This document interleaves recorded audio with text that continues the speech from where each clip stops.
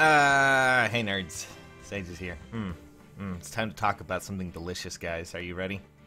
We're gonna talk about crepes. Delicious, delicious crepes. They're powerful. They're power crepes, and they are flaky. They melt in your mouth. Also, they make people go into long discussions about things, because apparently, when I make a single joke about power creep, people in the Twitters and the discussions and the chat rooms and stuff like that, they go wild and get mad and ask me to discuss it, or possibly get mad at me and lash out. So I guess we'll just talk about that a little bit, because apparently these are all direct power creeps and things like that. You know, Ira's not out yet. We still have Arden sometime down the line. We have Arvis, though, and we have several of these characters. The one thing that people like to point out with the newer characters that have come out, outside of maybe Deirdre and Tail 2, even then, Deirdre is a pretty competent green tome unit. And Sigurd, of course, is the one that you can get from the banner that has his own unique inheritable ability and a full, skill list that's available to him if you decide to use it. So yes, I know. But mostly people always point out Crusader's Ward and Divine Terrifying as the things that are just designed to be better and all that fun stuff. But, we've talked about power creep before, and I think people need to stop worrying so much about this, because one, it's a gacha game, power creep is going to happen no matter what.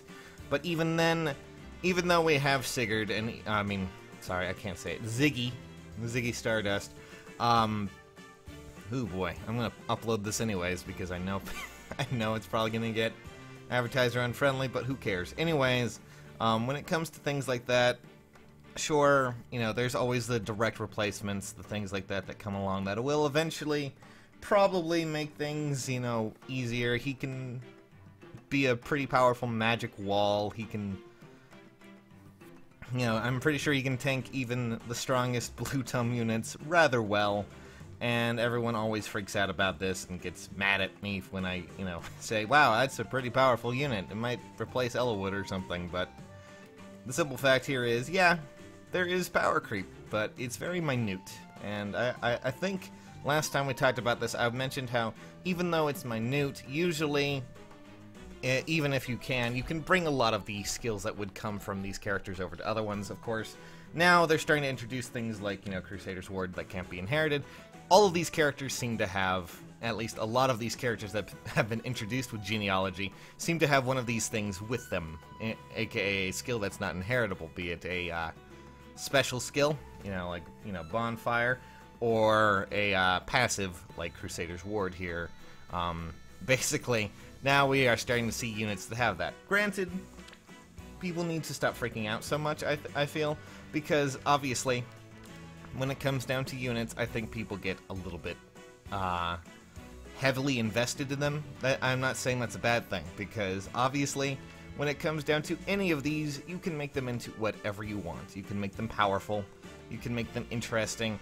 I mean, I've gotten several builds shown that we've highlighted several times on this channel that if you make a character good enough, you are going to have a character that will probably last you very long and probably never be replaced, at least not for the, I would say not for the foreseeable future.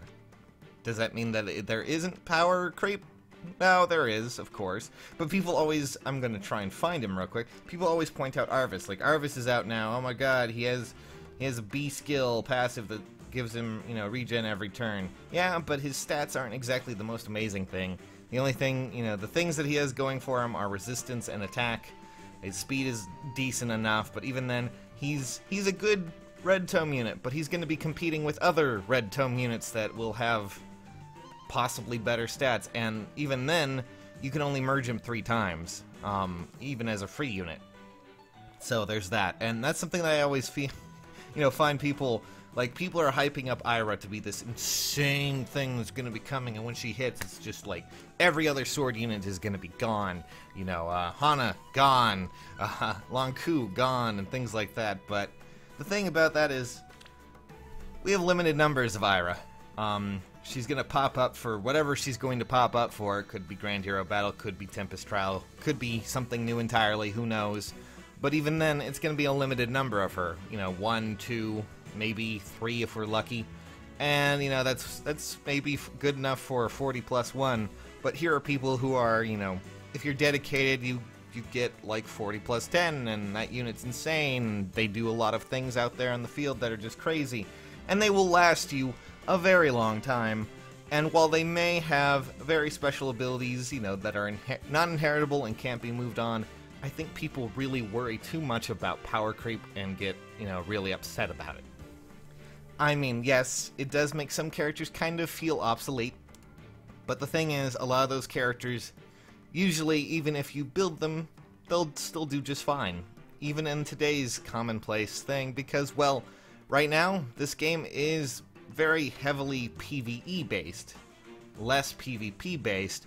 Units you can take into Arena, usually, if you can, you know, work on them well, they will do just fine. The reason is because, well, you're not competing against another player, you're competing against AI that typically doesn't really play that well. Or occasionally you'll be doing a map that, you know, might be a challenge, but if you have a good enough team, you'll do just fine. We've seen this before. We've seen this with people doing 4-star runs of Infernal mode. You know, units that are powerful can, of course, do things reliably easily. And that's just something I find really odd, is when people go and freak out over power creep just because Sigurd has, you know, some mitigation things against mages. Yet even with close defense, I still find him getting quite manhandled by melee units fairly well. That's just me, though. Maybe my Sigurd just doesn't do too well. Granted, he doesn't have any boons or banes in defense. So, anyways, but people like to point out that, oh my God, these units, they all have, you know, special abilities and things that can't be inherited. This destroys the inheritance system. Well, yes, I mean, that does kind of put a damper on that. People always go and say, man, you know, at least, you know, even though this character can't, you know, even though this character's powerful, at least I have abilities that I can take over and pull over and put on another unit. That's usually how people act when, you know, a new strong unit comes out. But when you see the non-skill inheritance thing, people freak out and go, oh God, they're just getting rid of skill inheritance. Well, I mean, it kind of sucks, yes, but that doesn't mean you're going to be, you know, neglecting that unit that you're trying to build. In fact, you're still going to try and build that, I'm sure. Not only that, but, you know, things like the Recover Ring and the follow-up ring that Arden has, I have a feeling that these things will start to pop up more often, of course. Non-skill inheritance is just going to be something we're going to have to deal with, and you're going to have to be used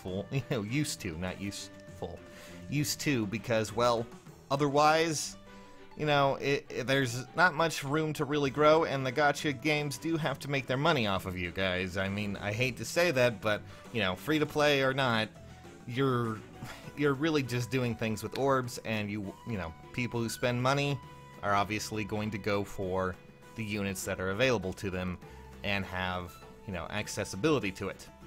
Just simple, well, consumerism, I guess. Do I think that's gonna, you know, change? No, but thankfully, Heroes has made the whole idea of power creep a little bit more minute. I've talked about it, you know, occasionally maybe a weapon pops up that can be transferred over. And even then, if it's a weapon that, you know, somehow matches the might of something else, it still has a disadvantage, or if it is a straight-up upgrade, it comes from a unit that's much more rare and honestly not worth getting rid of. Things like that. You could probably spend a bunch of money and do that if you really wanted to, but that's just not really the point. The point is just to have fun with the game in a way and not worry too much about it, if that makes any sense.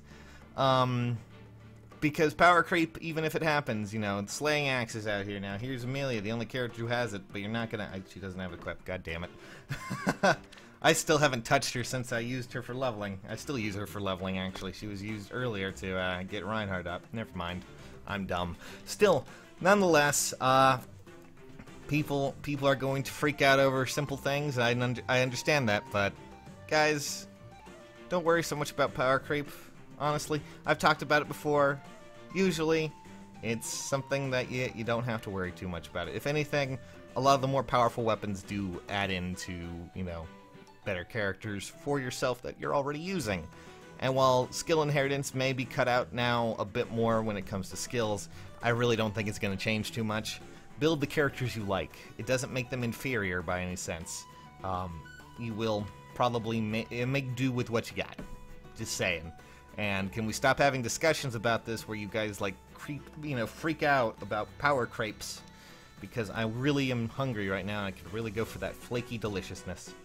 Now, I mean, still though, let's worry about more trying matters, like the fact that Xander and Camus haven't returned to the game in over like 4 months, or for some reason the fact that we just don't have anything else to do outside of a special map that pops up every week or two, or a Tempest trial that might occasionally show up.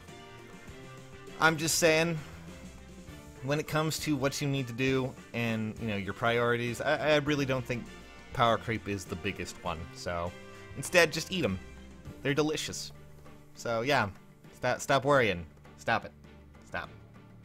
Now, if you don't mind, I am going to go and make me a very delicious Arvis barbecue, by which I mean, if you really wanted to, I'm going to go and level up Arvis, is what I'm trying to say.